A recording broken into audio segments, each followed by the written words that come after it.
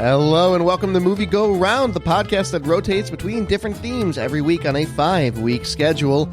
This week's theme is Prime Flicks Roulette.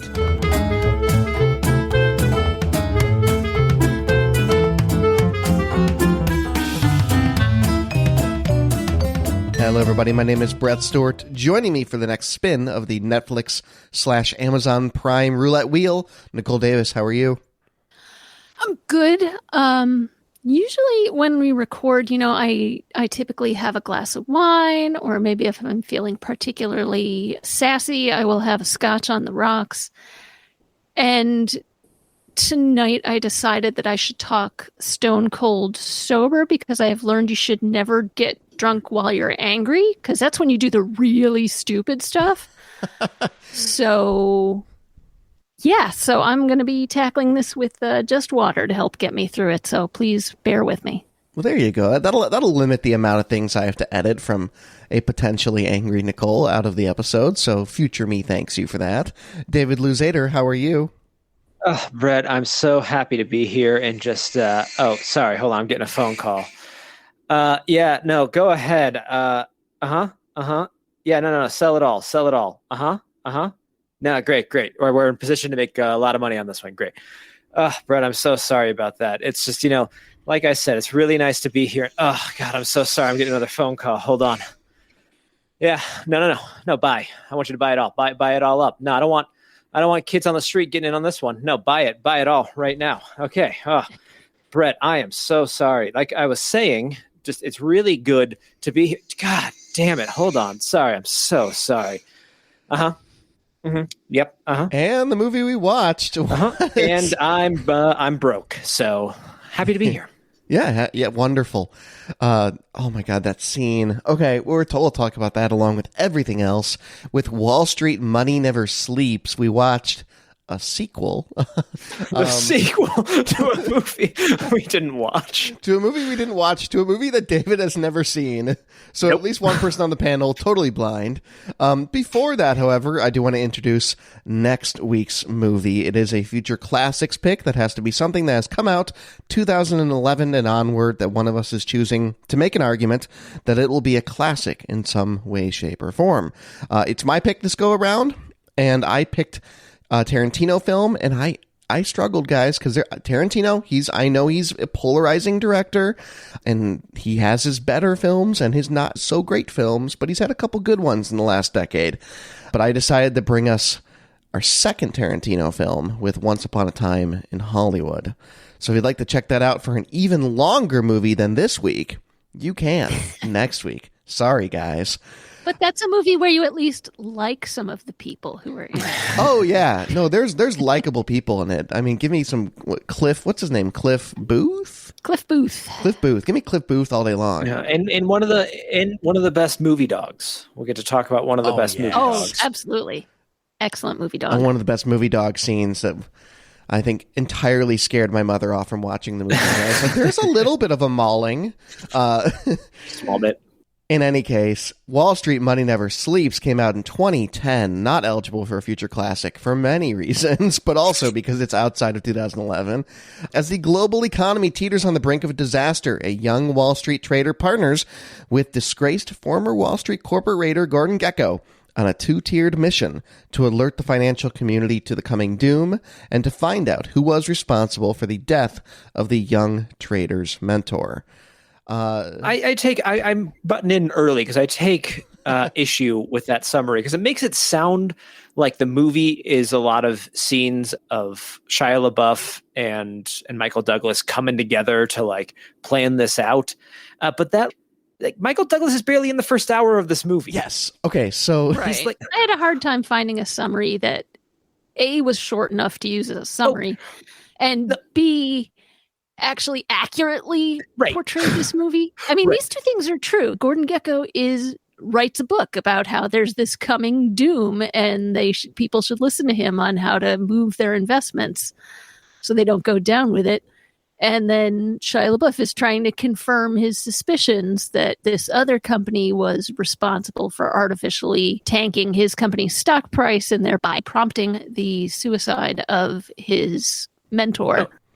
Frank Langella, because I don't know any of the people's names in this movie besides the three main characters. No, and I should say I would take an issue with any summary because this movie is so meandering. It is just It truly is. so like this is an issue with the level that Oliver Stone had gotten to by the time he got to this movie, that they were just like, Yes. okay, sure. 2 hours, 15 minutes. Yeah, whatever. Every scene that you want to do, sure. Do every single. How useless is that scene? We don't care. Just do it, Oliver Stone, and just pad this thing out. Yeah, and the original Wall Street is like, don't bump, moves right along. There are a couple places where it slows down, but it's engaging, Oh, yeah, for sure. I mean, Oliver Stone, so I've had a lot of podcast discussions about Oliver Stone movies because I used to do a podcast called Silver Screens and Politics, which is all about political oriented films, and spoiler alert, we watched like 7 of his because he just is the guy that makes them. And yeah, like there's a progression of how meandering and how self-indulgent his directing has become. I do want to mention this off the top of the show, though. One of my discussion topics was that, like, all things said and done, Michael Douglas still embodies the stone cold but tactful swagger, if that's a word for it, like, of Gordon Gekko, like, that makes him an appealing character to follow despite being the villain. But his performance can't save the fact that the story doesn't justify him being in it, because the entire movie, like David said, he's just playing financial Yoda to Shia LaBeouf. He just shows up and gives him little tidbits of wisdom and then disappears into a zoo, like, literally. And it is so inconsequential aside from the final twist of the movie to create a little bit of drama. Like, he could be dead. The entire movie could happen almost the same if he is dead and Shia LaBeouf is dating or engaged to his daughter and she's grappling with her dead father's legacy, rather than her dead father getting out of prison and potentially trying to rekindle something with her. It would be mostly the same. It could have been anybody. This movie assumes you know who Gordon Gekko is and care at all about Gordon Gekko. Well, to be fair, there was an original movie where he's a very popular movie villain. Yes, but I'm saying this movie came out many, many years later. You have to assume a certain number of people seeing this would not have seen the original. Yeah. Then again, looking at the box office numbers, maybe they didn't expect that. So I don't know. But what I mean is, like, it could, like you said, it could have been anybody. It could have been any character is the one coming to him being like, yes, I have this knowledge about Wall Street and I tell you these things. I mean, it could have been, I don't know, and I don't care. It could have been Charlie Sheen's character from the first movie. Like, anybody would have just as easily fit into those roles, except for the bad family drama. Yeah, section that off, because we'll talk about that in the second half of the show, because it's like the second half of the movie. But yeah, it's bad. Yeah, while we're on Michael Douglas, I spent a goodly percentage of this movie trying to decide if he's so good that he makes it look like he's not even trying, or if he wasn't even trying. Is this like the fitting into the old set of shoes of Han Solo, and you can't really tell whether or not Harrison's there because he's just really good at being Han Solo, or if he just doesn't care? Yeah, kind of like that. Yeah, I think I'd like to believe it's the former. I mean, this is like is it the defining role of his career, or probably? It's one of the biggest roles. Yeah. One of the biggest. And he seems to slip into it like an old suit. He seems to really... Like that's the part I do like, is like Gordon Gekko, the quick-witted, the way he's written, I think holds a candle fairly well to the original Gordon Gekko, and the Greed is good. You don't ever get a line like Greed is good. This movie fails to live up to the promise of being as quotable as the first one. Is Greed good? Is Greed good? Well, there's one line at the beginning where he's like, speculation is the devil or something like that. And apparently, like, the actual broker that gave him that quote actually said that leverage is the problem, not speculation. And then he was pissed that Oliver Stone changed the quote. I digress. I still think he's reasonably well written for the character that he's supposed to be continuing. Sure. I don't know. Sure. Yeah, I just don't understand why he's in the movie, because and we'll get into the family drama later. He's the best written character of the movie. Well, because Oliver Stone wanted to make a movie about the 2008 financial crisis and thought that people would see it if he threw Gordon Gekko back in there. This is just my assumption. Or he was inspired, what would Gordon Gekko have to say about this? And it turns out, who cares is the answer to that question. Okay, so this leads me to my biggest rant, and I apologize if this takes me a minute to get through. The problem I often have with Oliver Stone, and he does this in so many of his movies, is he says, I want to make a movie about Snowden. I want to make a movie about 9/11. I want to make a movie about the 2008 financial crisis. And then I read one review, I think it was the New York Times, where they said he looked the 2008 crisis in the eye and blinked. He had the idea and then totally went off to the side, because nothing in this movie feels human about that 2008 crisis, with the exception of the suicide at the beginning of the film of Frank Langella's character. Yeah. And that one isn't enough. You have this movie where it's trying to give you the impact and the severity of how horrible this economic downturn is and how lives are being ruined, except it doesn't show you any of it. And even the turmoil that the main character goes through, he's still able to float his mom hundreds of thousands of dollars for her flailing real estate business. The people that are hurting in this movie are still financially stable and solvent. And it's insane to me that he missed the mark so heavily to make a movie about an economic recession without showing any hardship. Yeah, it doesn't show any of the people who lost their entire life savings or whose retirement funds went bankrupt a year after they retired and they were forced to go back to work, or all the people who lost their homes as a result of these predatory lending practices and bad loans that were given out left, right, and center. And I'm just, he's looking at the wrong people. I mean, He's looking at the right people if you want to give an analysis of how this happened, but the message he's trying to give is conflicting with the point of view he's telling the story in. So the main problem is the characters. And I just want to read back the notes I put in my Slack chat as I was watching this, because this is my central problem with the movie. Started Wall Street 2. God, I hate these people. Ugh, why should I care? I don't know if I'm going to make it through this. Why should I care? Jesus, Mary, and Fred, how are there more than 15 minutes left in this movie? Oh my God. Just, hope you guys like David Byrne. Sounds like he's crammed with it. Oh, God. When I got into the last 20 minutes of this movie, I was incredulous. I looked at the time and was like, what else is there to do? There is nothing else you can justify doing in this movie. They have to fix the entire family dynamic in 10 seconds. You know what there's time to do? There's time to crowbar in a happy ending. Oh, yes. Oh, that's what those last 15 minutes are for. Everyone except Josh Brolin, which, by the way, I need to call out. Josh Brolin in one of his most forgettable performances, and that's not on Josh Brolin. It's entirely in the writing and directing for that character. But there is a scene early on before I we've established, never seen this, didn't care to see it. I didn't know if Josh Brolin was in this. And there's just this scene. The first time you see him is his character is leaned back in a chair, and then he leans forward in in this menacing way of Josh Brolin is here. And I'm like, okay, well, now we're talking. Oliver Stone loves shooting Josh Brolin. It's just his thing. There's there's a ton of them. I mean, with a jaw like that. I think one thing that really also goes to that, it fails to capture any heart, is that you have two separate people in this movie say that Frank Langella's suicide is brave and correct. That there is no sympathy for the fact that he kills himself. Yes, that was the right thing for him to do. Right. Which was insane to me, that at no point Shia LaBeouf was like, no, that's bad. He shouldn't have killed himself. Right. Shia LaBeouf. Given what I'm going through, he had enough money to live on still and could have been comfortable for the rest of his life.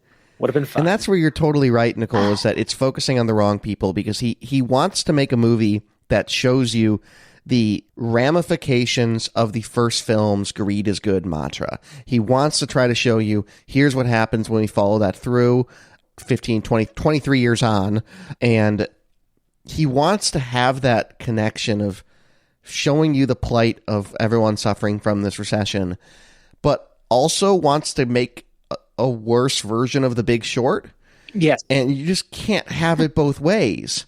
And no, I give him credit for wanting to link those two because, yeah, it was, the Reagan era and the massive amount of deregulation that happened while he was president that started this whole train rolling of investment banks often being given carte blanche to package whatever quote unquote products they wanted to sell to consumers or, try to push as investments, where the biggest winner, of course, is the investment bank and not the actual people making the deals, the people who would benefit from the profits. Yeah, I also wanted to mention The Big Short because it's obviously it's a better movie about what he's trying to do here, and also because it manages to humanize, like throughout the movie, the characters who profit off of all of this very clearly, they recognize what they're profiting off of. It is a constant point of conversation of like, a lot of people are about to get screwed over by this. There's some conversation at the end of, Steve Carell's character in The Big Short takes a long time to sign the paper to get his money because he's like, this is really messed up. He still goes through with it. It's super messed up. But he at least has a moment where he recognizes, I am profiting off of so much suffering, where in this movie, the suffering happens. And I'm supposed to feel bad for Josh Brolin? right. Yeah, who's going to go to white-collar prison for maybe 5 years and will still be rich when he comes out? Exactly. Right. Big Short we will return to at some point, I suspect. If the accounts in the Cayman Islands or something, Yeah, it's just...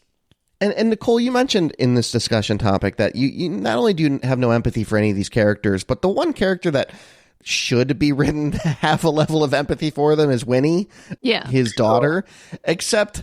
a couple things, and I'm going to read off some of your discussion topics here, Nicole. I don't want to be with someone like my father. Then why are you dating an investor? Sorry, that was David's discussion topic. Point stands, though. She's not... It's hard to have empathy for her because she just puts herself in the middle of all of it. She says the line, I don't want to be with someone who's like my father. Then why are you dating somebody who invests for a living? You can avoid those people. It's not impossible to avoid those people. Why are you dating him? Yeah. Yeah. And why does she agree to have dinner with her father who's come out of prison? Why does she agree to go see her toxic dad? She was perfectly wise to stay away from him. And we'll talk later about whether her anger over her brother's death is justified, her anger at her father about it. It's still, her feelings are perfectly valid. Right. There's no reason she should agree to see her father, except that the investment banker she's living with has asked her to, because he's secretly been talking to her father behind her back.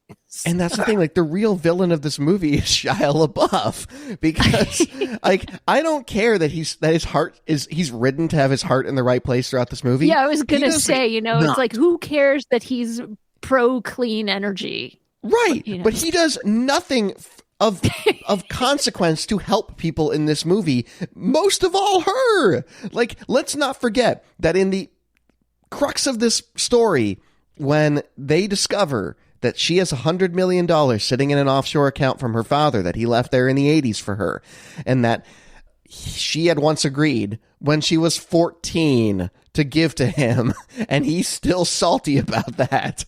We'll return to that in a moment. He just comes to her and says, hey, invest this in Fusion for me.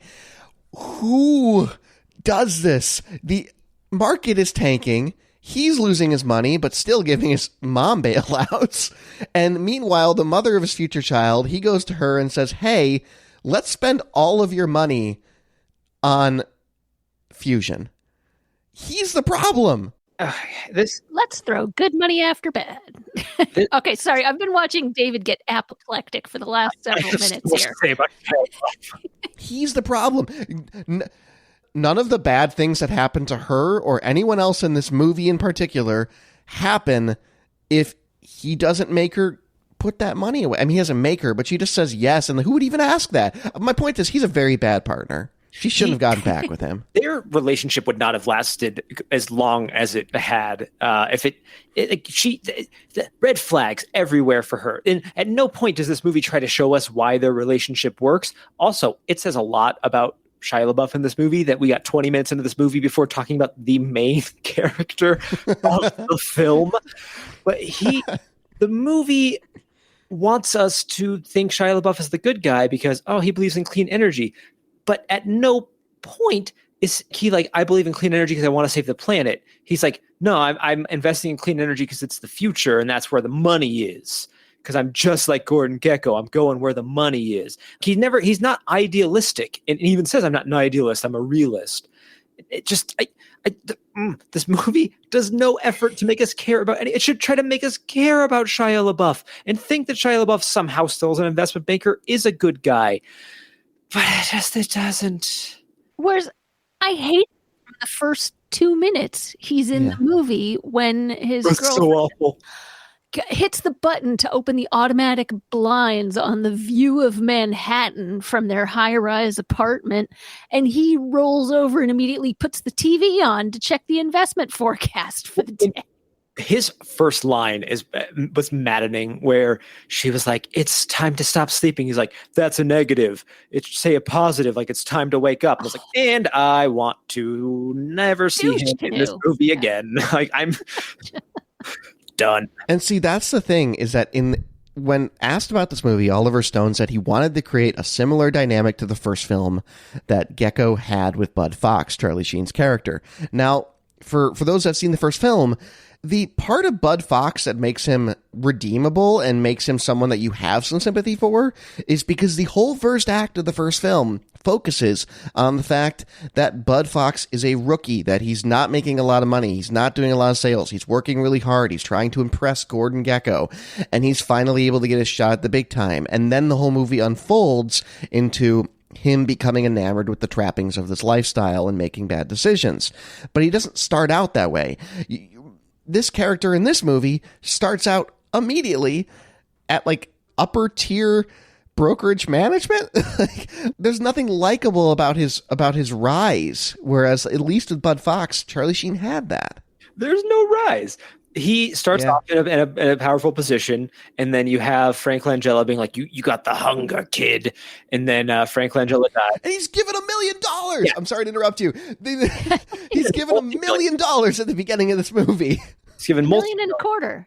And he immediately uses a quarter to go to Bulgaria and get his girlfriend an impossibly garishly huge engagement ring. Yeah, and then Josh Brolin shows up, and Josh Brolin's like, "You got the hunger, kid," and that's kind of about it. That's people just are like, "Yeah, you're super great because you believe in fusion energy." Yeah. And I mean, I hate Josh Brolin, but at least his character, you're supposed to hate his character. He's super good at being immediately hateable.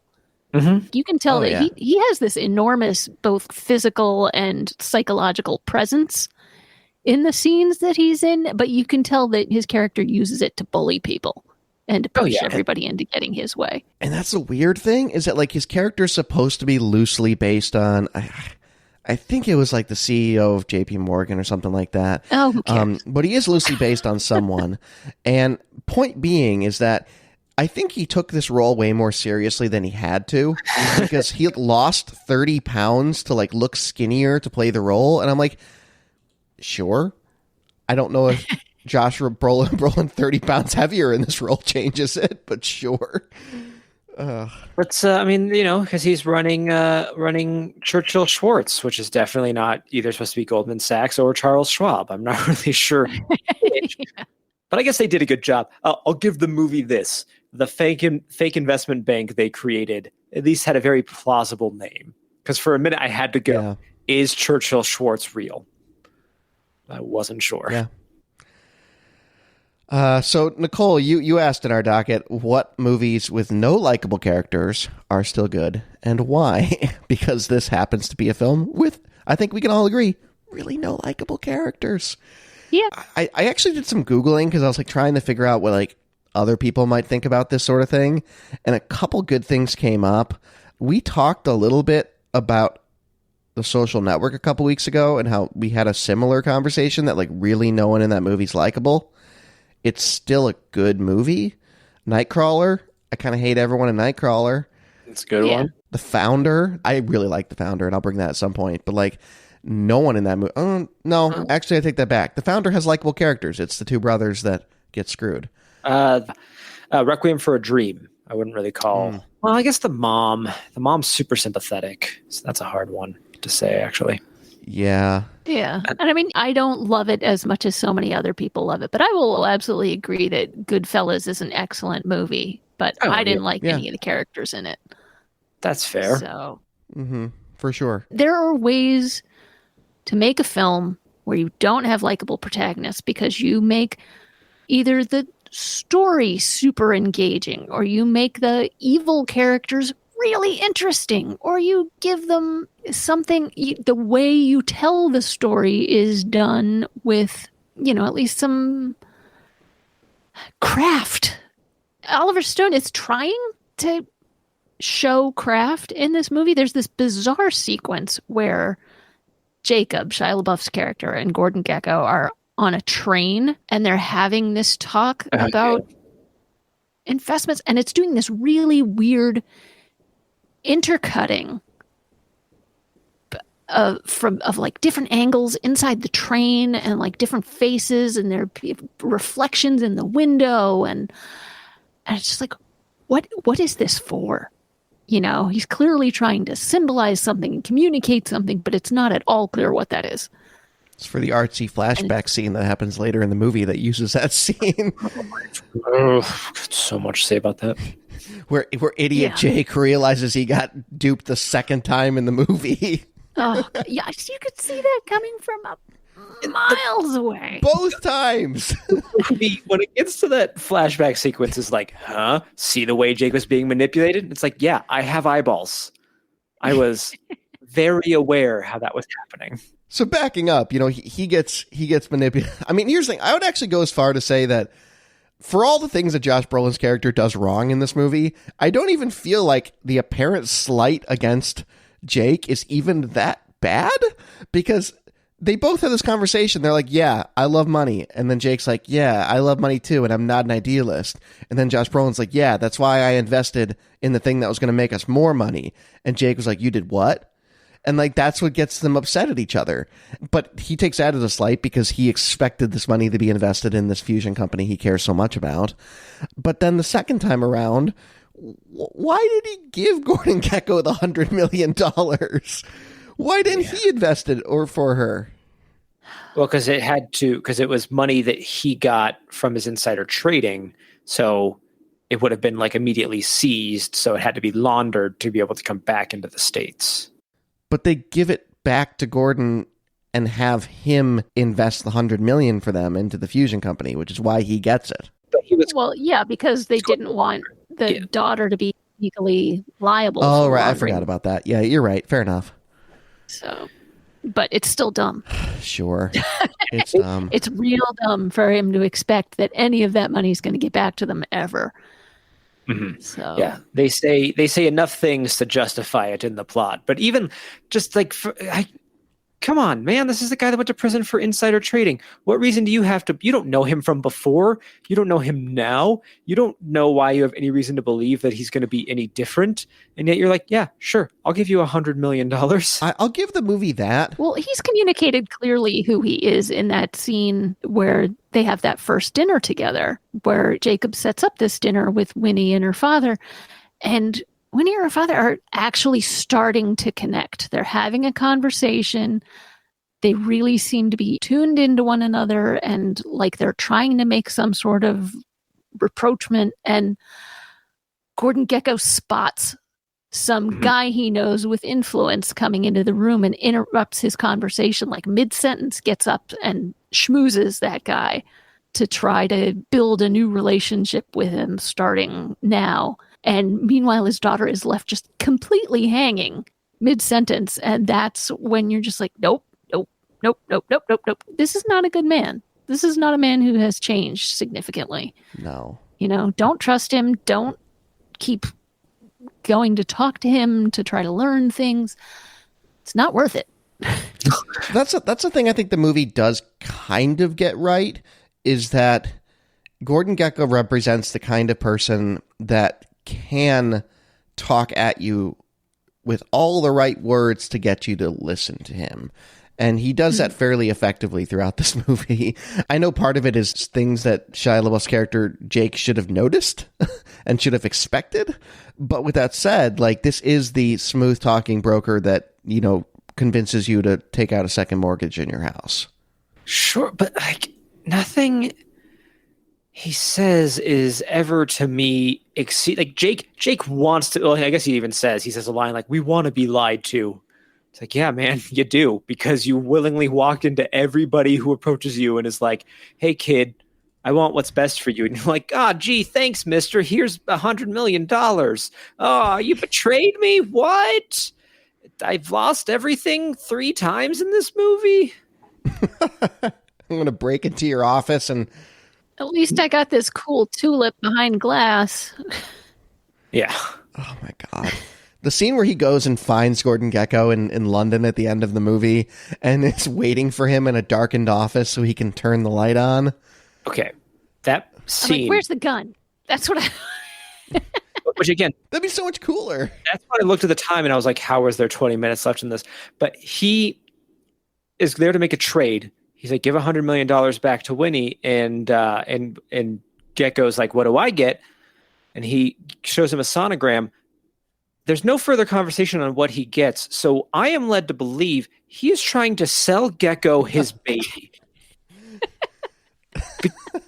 Because he's not like, if you give her the money, I'll make sure you have a relationship with this child. He's just like, here's a sonogram of my son. Give me $100 million. And I think it's inferred, but... Yeah, I mean, he literally, the one thing he does say is time. He gives him the sonogram, just like, time. So, I mean, you could potentially infer that I'm selling you this baby to be ground into powder to make you eternally youthful, kind of thing. Or like, you have $1 billion, transfer your consciousness into this baby. Like, I'm just saying, that's a lot of ways to interpret that scene. If this were a science fiction movie, sure, I would absolutely think that's what he meant. Gordon Gekko's just Emperor Palpatine. He can just keep coming back. Spoilers. Sorry, everyone. It's been a year. It's fine. So let's talk a little bit about that family turmoil. I think this movie does an okay-ish, and the longer it sits with me, I realize it's not very good. But it does an okay job of trying to explore some of the familial turmoil that happens when Gekko leaves his family. I wish they'd flesh that out more to give you more reason for her not to like him, because what I'm frustrated about with her character, and I think there's 2 sides to this, is that I don't find her anger to be totally founded, in the sense that every single time she has a memory of him, it's like, oh yeah, me and my dad, we used to eat ice cream together. He remembers my favorite desserts or whatever. We'd go out to dinner together. She doesn't ever bring up anything bad he did to her, aside from going to prison and abandoning the family. And I guess what I'm getting at is that you can't just carte blanche blame an absentee parent for everything that went wrong in your life. And I say this as someone with an absentee parent, because I feel that when she comes at him and says, if you were around, my brother would still be alive, I think that is totally unfair, because I actually think that Gordon Gekko is reasonably in the right when he points out that sometimes people don't want to be helped and sometimes they can only help themselves. And it's brought up that his son dies of an overdose and had a really terrible drug problem. And that's a very real thing in this movie that they try to explore effectively, and they don't really do that. But he brings up the fact that I sent him the therapist. I tried to get him help. I was paying off drug dealers on the street to not sell to my boy. And it's like, okay, what do you want of your dad? You can only help people so much sometimes. So I just feel like her character's excuses to just blame everything that went wrong in her life on her father is not fair. I don't know. I mean, I don't think that that's something that she can point to with surety, that this is the reason why my brother overdosed. But I think it's fair to think that way if the reason that your brother starts doing drugs is because the family is suddenly destitute and there's a huge amount of pressure on him, or he's so upset about his father going to prison and he falls in with quote unquote friends who get him started on drugs or whatever, that because the dad was notorious and sent to prison, that kind of pushed him more towards starting drugs in the first place. But I mean, it's also absolutely true that with an addiction is a disease process, and that sometimes something's going to set it off. If it's not this first thing, maybe it's going to be something 2 years down the line. People aren't going to get help until they're ready to get help. Right. And sometimes they're never ready. And I mean, that's also true enough. But, I think I can understand why she would feel that way. Yeah, that's a good point of view. Yeah. As someone with an absentee parent.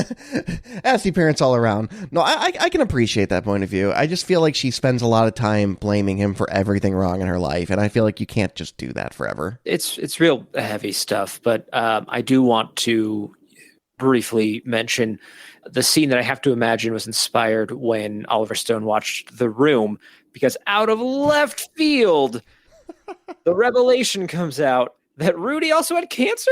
Rudy was already doesn't he say no, it was like a cancer. It was like a cancer. Oh, I misread. Man, I was paying attention to this movie. I don't even remember that line. That's how much attention I was paying to this movie. Yeah, he says it kills you like a cancer. Oh, I thought he said that he had cancer. And so it was just sweeping it under the rug there at the end of well, he was going to die anyway. You're all I have left. Oh, man, that is totally. Yeah. I don't know. I totally get where you're coming from, Nicole, and I agree with you as well. And that's one of the failings of the movie, is that we don't have enough context as to how this family got along without him. Mm-hmm. I don't know. I think there's parts of her character that I just find deeply frustrating. And one of those things is just this inability to look beyond this thing her dad did. And he did he did a bad thing. And I think, also another thing to bring up, he mentions in this movie that he thinks he had a victimless crime. And that's not, no crime is victimless, but they could have explored that. That could have been an interesting through line. He even makes a comment in this movie about how he was small time compared to the investment bankers that were hedging funds on the 2008 crisis. They could have explored the fact that the greed is good mantra that drove him only hurt other rich people, right? They could have, there's something interesting there, and they didn't do any of it. Yeah, although it's not true that it's a victimless crime. It was insider trading, which also artificially changes stock prices and affects buy-ups and sell-offs, and that Oh, absolutely. Ordinary people who might have invested a few $1,000s of their savings might have been wiped out by his activities. 100%. I guess what I'm saying is I don't know. Could Oliver Stone have gone the route where it was Gordon Gekko gets 8 years and then the mandatory minimum pot dealer gets 37? That's an entirely different movie. You get my point, though, I think. I don't know. Yeah. It's like we've talked about before already. He does nothing to humanize what these people do, the people that are the real people that are affected by it, but also doesn't do a good enough job of.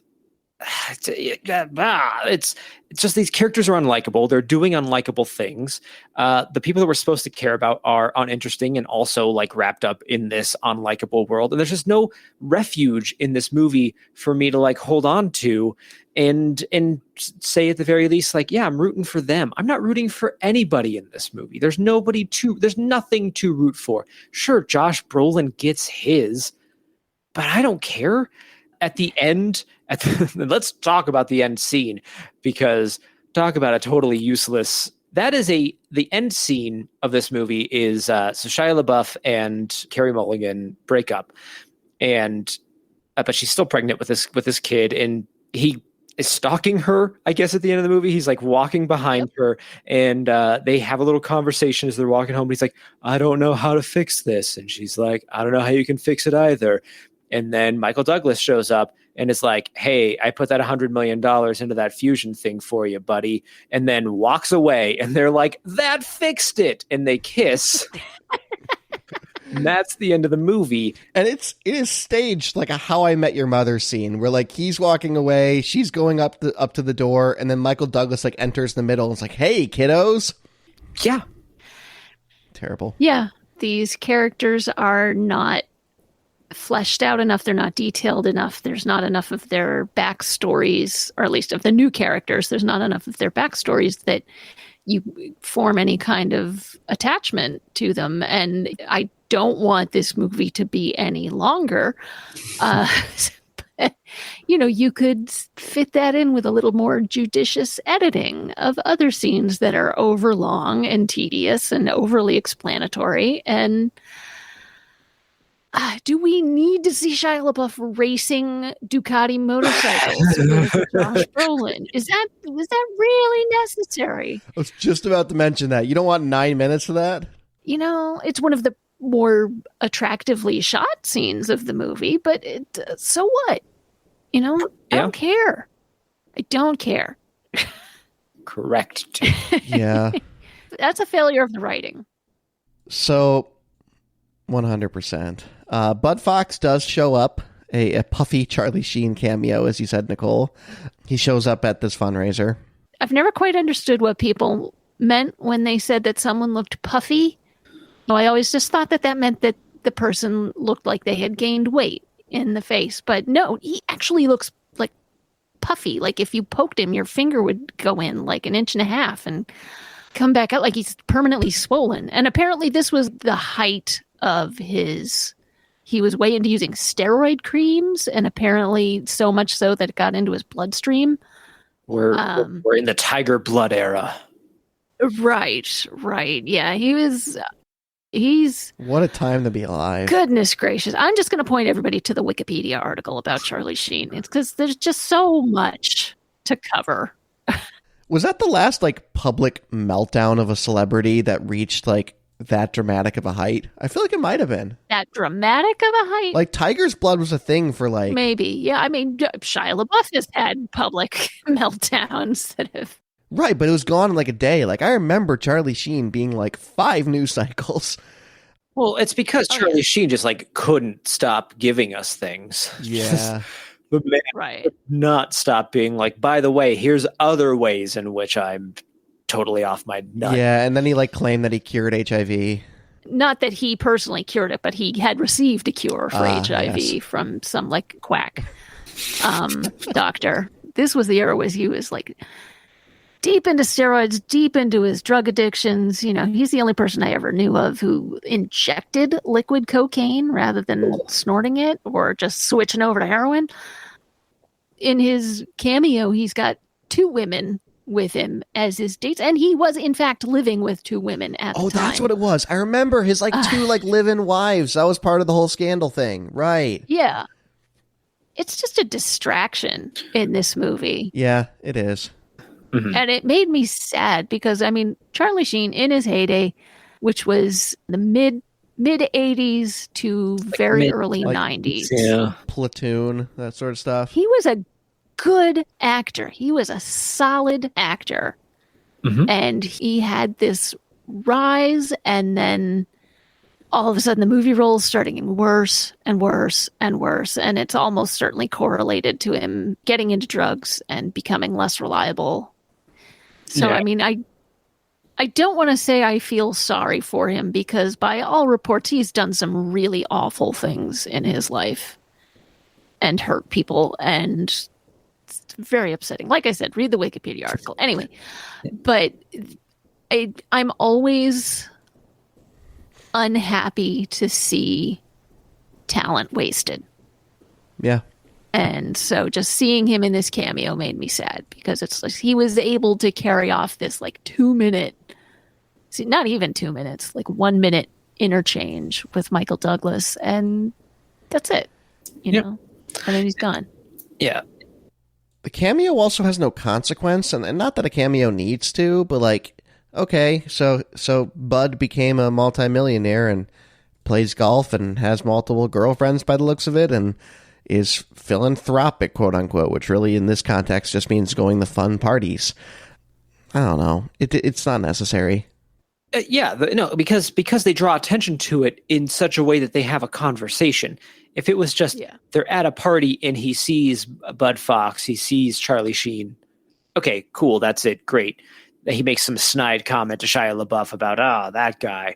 Like, okay, that's like a way to cameo. The fact that they then walk off and have a conversation, you feel like, something's going to happen as a result. This is going to lead to something. And nope. Right. Or, Gordon Gekko should be shaken by this encounter in some way and make him rethink maybe something that he's doing. But yeah, like you said, no, there's absolutely no consequences as a result of this conversation. Now that I think about it as well, I mean, he goes on a minute later to have his confrontation with Josh Brolin's character. We keep saying, Breton, as he Breton. Right. Ugh. I'm Breton now, Mom. Breton. So, but I think like that's also another one of the failings of the script is that like they just invent this character that wasn't in the first film, and they're just like, oh yeah, he was a huge part of you going down, and Gordon Gekko's horrible fall. Like they make it seem like Breton was very key in that and even informed on him. He's not in the first movie though, so it just doesn't mean anything. Yeah, and I guess that kind of leads me to one of my last discussion topics, which is this is my obligatory, like, not every classic needs to be revisited statement. There's no reason to have a Wall Street 2. Wall Street as it exists in a time capsule of greed in a 1980s economic lens works. And there's a reason it's a classic. It's just, we didn't need this. And I'm not saying, I'm not going to be one of those people that says, oh, it ruined the first one, right? I feel like we talk about that a lot when we talk about bad sequels. But why? I guess that's my question. Well, I mean, you've already answered that. Oliver Stone wanted to make a movie about the financial crisis, and I wish he had made a documentary instead. Yeah. Yeah. I mean, I was just going to repeat myself for like the fifth time about just and this thing we've said so many times throughout this is just that there's no reason to care about this movie initially. Like me, having never seen it, you told me, okay, there is a sequel to this 80s movie about an investor who went to prison and now he gets out of prison. And I'm like, okay, why do I care? But now I'm watching it because we're doing this podcast. And the whole time, it's never justified to me why I should keep watching. I could have turned it off as soon as Shia LaBeouf was like, no, stop sleeping's a negative. Wake up, that's a positive. When I first wanted to turn this movie off, I could have turned off right there. That would have been fine. Okay, but actually, I would argue that there is one reason to watch this movie, and you've got it in here as a topic, David, and that's Eli Wallach. Yeah, his last movie. Yeah, that made me excited. Second to last. There's a. Oh, really? Second to last? Yeah, he made a movie a couple years later, or at least his part was recorded a couple years later as a Holocaust survivor. Look at you being wrong, Wikipedia. Oh, the train. In a small film. This movie was his last Hollywood type role, and he was 94. Yeah, we've seen him a couple of times in this, and I when I saw his name, I got excited and immediately recognized him as soon as he was on screen. It was just like I was so happy to see him. Like, yeah, he was the only thing for this movie that I was very happy whenever Eli Wallach was on screen. Yeah, no, he's great in it. Yeah, still had charisma. Still was on the screen when he was talking in his scenes. Still great. Absolutely. So I think our last discussion topic that ties directly into what's happening literally this week, we are recording during the great Reddit influx of hashtag GME to the moon. Get that stonk. Diamond hands. Yeah, diamond hands. No paper hands. See r/Wall Street Bets for context. Or like watch any news. Like this was on NPR this morning. They were talking about this. Oh my God. Are journalists basking in the wonderfulness of being able to quote, like, focus on anything else whatsoever? Yeah, I was gonna say something really inappropriate, but like a really inappropriate Reddit username. it's what they're. Yeah. Oh yeah. Yeah. And there's many of them. But in any case, what's literally happening this week is that a subreddit basically targeted the GameStop stock and have attempted to do the same with BlackBerry and AMC. And these are companies on the verge of bankruptcy. And GameStop in particular is historically rare because it was over 100% shorted. I mean, this is designed for hedge funds to make money off of failing companies. And they knew that those shorts would have to be covered if they sent that stock skyrocketing. So it jumped 5,000% from $4 a share. No, I'm sorry, $11 a share for earlier this year, or earlier in 2019, all the way to at its peak currently, it was at $3.50 as we record, which I am looking at because I bought a little bit of it. It's aftermarket. It's at 300 right now, and it's expected. The squeeze is supposed to happen next week. Right. I might be following a little bit too much. We don't need to go into details. Yeah, you and I both. The short of it is that people said publicly, we're going to screw over GameStop to make money. And regular folks were like, hey, we can screw over you to make money. And now the rich are upset about that. So Wall Street, money never sleeps. Right. And I think it's so funny that we watched this movie this week because the line in the movie about speculation being so horrible and how that is the source of all of our problems and how it is an unsustainable model for an economy moving forward. We are living that right now. And who knows where this is going to end up. But I texted several people this week of like, I have to watch Wall Street 2 for this podcast, and everything happening on Reddit is so much more entertaining. Oh, for sure. r/Wall Street Bets is infinitely more entertaining than anything in this movie, and infinitely more problematic. Please don't take financial advice from them. But I suppose if you did early enough this week, you're paying off student loans and buying houses because that's what's happening right now. Mm-hmm. So I just wanted to call that out. Yeah. I think that this movie tries to... I think if it had gone deeper, and The Big Short does this, again, why it's a much better movie, but if it had gone deeper into why that system is so incredibly broken and why it is designed for hedge funds, by and large, to succeed, whereas the retail investor gets screwed, that'd be a cooler thread in this movie to explore. It would have some sort of moral point. I feel like this movie doesn't come away with any sort of message. Like, he goes to prison at the end of the last movie. There's a very clear message, and I don't feel like this film has one. No, not at all, because he doesn't go to prison in the end. He's rich again. Because he stole his daughter's money and speculated in the stock market with it. Hey, she promised to float him when she was 14. That line where he's like, she promised to back me. I'm like, she was 14 visiting her dad in prison. Yeah. What? She was a minor. You put the money in trust for her. It's her money. You screwed her out of it and refused to give the principal back even when you had 11 times that amount. Right. The last thing I'll say about their horrible relationship is the way that he wins her back initially is saying, you're all I have left. And that was apparently enough for her to be like, you're right. We should have a relationship. and then later being like, I told you this would happen to him. It's like, but you also let him back in. Like, yeah. Yeah. Side note, don't let anyone ever tell you that you, quote unquote, have to forgive a toxic family member, because you don't. Right. There are people that you can choose to treat like family and be your family. Hang out with those people, the ones who like you, the ones who treat you with respect. Mm-hmm. Just because you are blood related doesn't mean that you are obligated to them until death. And like, that's my frustration in part as well with this movie, is like, that could have been an angle, right? Her going through this self-discovery of like realizing that it's okay to just block him out. I'd still like to see that with more nuance. I'd like her to, I don't know. This movie has none. I got nothing, guys.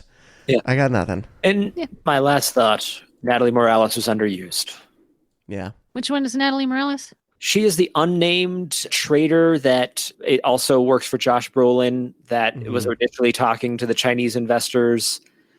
She's been in 10 million things. She was in Parks and Rec, right? Yes, she was. Okay. Mm-hmm. Oh boy. Yeah, she was there, and I'm like, oh yeah, I know her. Oh, she's good. She's gone. Okay. Yeah. All right, guys, I'm done with this movie. Do we? That's how I'm going to end this podcast. Reminder: next week is Future Classics, and it is going to be Once Upon a Time in Hollywood, an even longer movie, but hopefully much more interesting. Yeah, much more entertaining. I think so, and we have a guest on that episode, which will be fun to hear. But let's go around the table. David, where can people find you online? People can find me under the username Davluz. That is DAVLUZ. Find me around. And also, I just launched the Instagram for Hit Me One More Time. So if people want to follow that, you can now follow us. Hit Me One More Pod is our username there. Right on. Very good. And what about you, Nicole? I take care of our Facebook page at facebook.com/moviegoroundpodcast. Very good. You can find me on Twitter at I am Brett Stewart. You can email the show. We'd love to hear from you. Hi, HI at mgrpodcast.com. Let us know if GME took you to the moon or if you have any other thoughts on Wall Street Never Sleeps. But otherwise, we'll see you next week with Future Classics. It's Once Upon a Time in Hollywood.